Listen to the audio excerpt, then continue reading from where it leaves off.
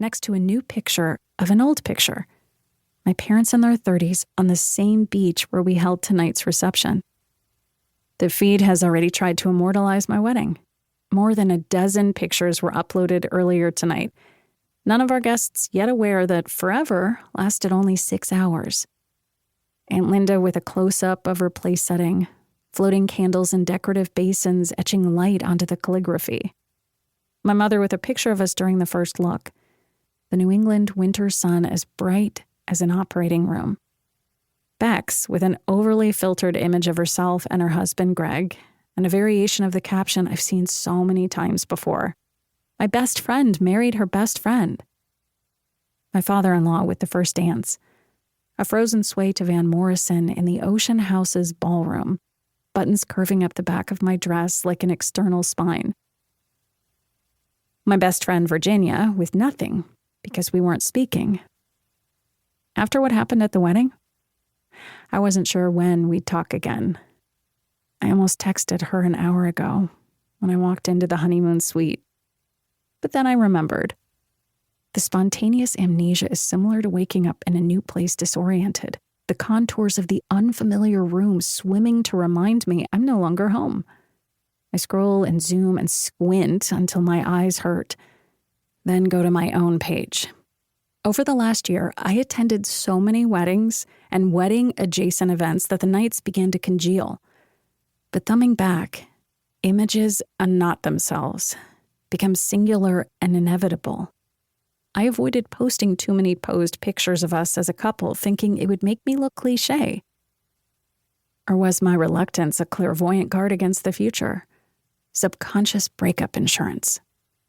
Everyone talks about how their phone is a rabbit hole, but tonight, I imagine it as a magnifying glass. I want to trace my relationship's demise like a forensic scientist vultured over a bloated corpse. I'm being dramatic and deflective, sure, but these are dramatic and deflective times. I'm in a bridal suite, no longer a bride, my failure white and pallid against the bathtub. At least the ghost is attractive and well-made. My phone is full of proof. Images that betray my complicity in tonight's disaster. My social feed stretches back years, each picture leaving filtered breadcrumbs. Then there's my camera roll, the private trail that tells a different story.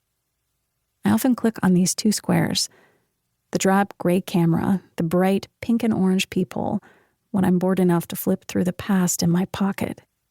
We all carry this weight. The constantly refreshing feed and the photo memories feature remind us of our rear view even when we want to look forward.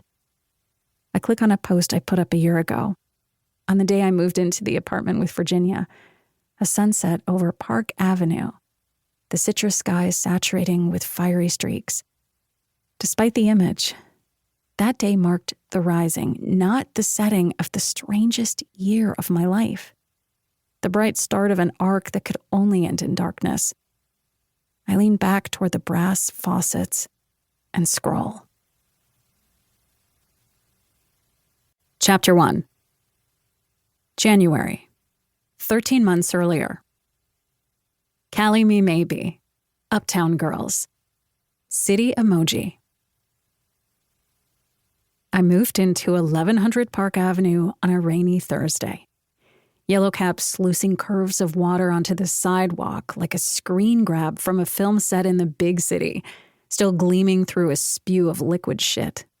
On this stretch of the Upper East Side, even the sewers looked like they'd require a guarantor. Virginia was on her phone.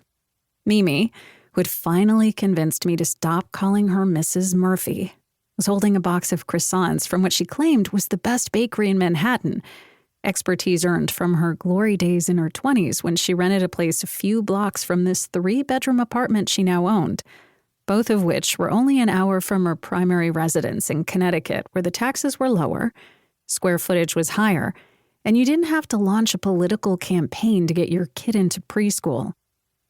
She'd explained this to me so many times that I almost said, "The lady doth protest." I refrained, not because she would have been offended, but because it would have prompted a long anecdote I'd already heard about the time she visited Shakespeare's grave as a study of...